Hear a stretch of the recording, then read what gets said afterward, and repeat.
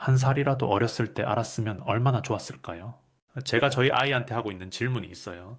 명절 때 받은 용돈을 은행 통장에만 넣어두더라고요. 너 돈을 꼭 필요한 사람에게 보내주면 어떨까? 아이는 10살이라 무슨 말인지 이해를 못해요. 그래서 이 은행들이 어떻게 돈을 버는지 물어봤죠. 은행은 사람들의 예금을 받아서 돈을 빌려줍니다. 저는 그것이 바로 돈의 레버리지라고 생각합니다. 돈의 끝판왕이 결국 은행인 이유를 알아야 합니다. 은행은 1, 2% 낮은 이자를 주고 돈을 다 받습니다. 사실 이건 은행에게 매달 나가는 부채입니다. 은행은 이 돈으로 4, 5%의 고금리 대출을 해줍니다. 은행은 위험을 떠안고 선투자를 하는 것이죠. 우리도 은행처럼 하면은 봉기 김선달이 될 수 있죠. 저는 아이에게 그런 이야기를 참 많이 합니다. 돈을 절대 깔고 앉아 있으면 안 된다고 강조해요. 수익이 더 높은 곳으로 돈을 보내야 합니다. 예, 그것이 달러든 비트코인이든 주식이든 말이죠. 실제로 8월에 산 주식이 2배가 되기도 했습니다. 마이너스가 나는 경험조차 아이에겐 필요합니다. 젊은 날에 돈의 레버리지를 꼭 깨달아야 해요. 부모님은 대출은 빚이고 위험하다 가르쳤죠. 레버리지 이코르 위험이라는 교육을 받았습니다. 하지만 부자가 되려면 반대로 생각해야 합니다. 레버리지는 단순히 돈에만 국한되지 않습니다. 삼성 회장이 혼자 반도체를 다 만들 수 없잖아요. 많은 사람을 고용하는 것이 인적 레버리지입니다. 이를 통해 혼자 할 수 없는 일들을 해내게 됩니다. 돈과 인적 자원이 합쳐지면 시간이 단축됩니다. 이것이 바로 시간의 레버리지라는 개념입니다. 1년 동안 할 일을 일주일 만에 끝낼 수도 있죠. 돈을 굴리는 역량은 경험에서 나옵니다. 장사꾼이 될지 사업가가 될지 결정해야 합니다. 장사꾼은 돈이 아까워 일을 혼자 다 하려 합니다. 인적 레버리지를 잘 안 쓰려고 하는 것이죠. 하지만 선투자를 하면 내 시간이 보존됩니다. 그 시간에 더 가치 있는 일을 고민할 수 있어요. 사업가들은 레버리지를 잘 쓰는 사람들입니다. 사실 가장 어려운 게 인적 레버리지이긴 하죠. 제 지인 중에 아주 유능한 직장인이 계세요. 연봉은 높지만 자산 불리기가 쉽지 않았죠. 요즘 부동산 경기가 좋아서 공부를 해야 했죠.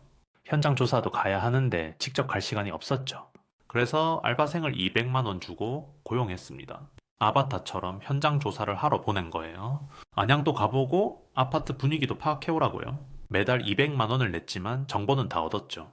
그 정보의 가치는 200만 원보다 훨씬 컸습니다. 일반인들은 보통 이걸 아까워서 못합니다.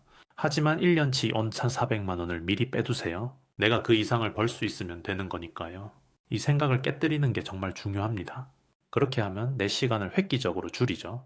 나는 핵심적인 결정에만 집중하면 됩니다. 마지막에 확인 전화만 한 통 더 하는 거죠. 저도 그런 과정들을 계속 겪어왔던 것 같아요. 사람을 시키려면은 먼저 알려줘야 하잖아요. 가르칠 때 시간이 더 걸려 불안할 수도 있죠. 설명해줘야 하고 역량 올라올 때까지 기다려야죠. 하지만 길게 보면은 시간을 정말 많이 줄여요. 내 시간당 단가가 얼마인지 평가해 보세요. 시간당 가치가 크다면은 무조건 고용을 하세요. 혼자서 할 수 없는 일들이 참 많거든요. 반도체 만드는 걸 혼자서 할 수 있을까요? 인적 레버리지는 그런 걸 가능하게 합니다. 만약 제가 여러분에게 직원 100명을 공짜로 붙여드린다면은 어떤 걸 시킬 건가요? 그 사람들에게 시킬 일이 없는 게 문제죠. 바로 그게 포인트고 정말 중요한 문제입니다. 본인이 레버리지 역량이 없다는 뜻이거든요. 레버리지를 해준다 해도 불안해 하는 거예요. 돈을 100억을 빌려주는데 금리 0.2%에 준다고 해도 손살에 치며 필요 없다고 할 수도 있습니다. 어떻게 해야 할지 모를 때 그런 것이죠. 비즈니스를 만든다면 레버리지는 꼭 필요하죠. 아이디어 자체도 30명에게 시킬 수 있어요.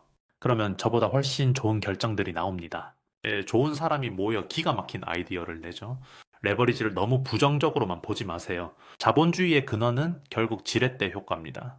파워 핸들이 있는데 안 쓰는 것과 같습니다. 무조건 쓰는 게 좋은데 왜 안 쓰냐는 거죠. 레버리지를 위험으로만 간주하지 마세요.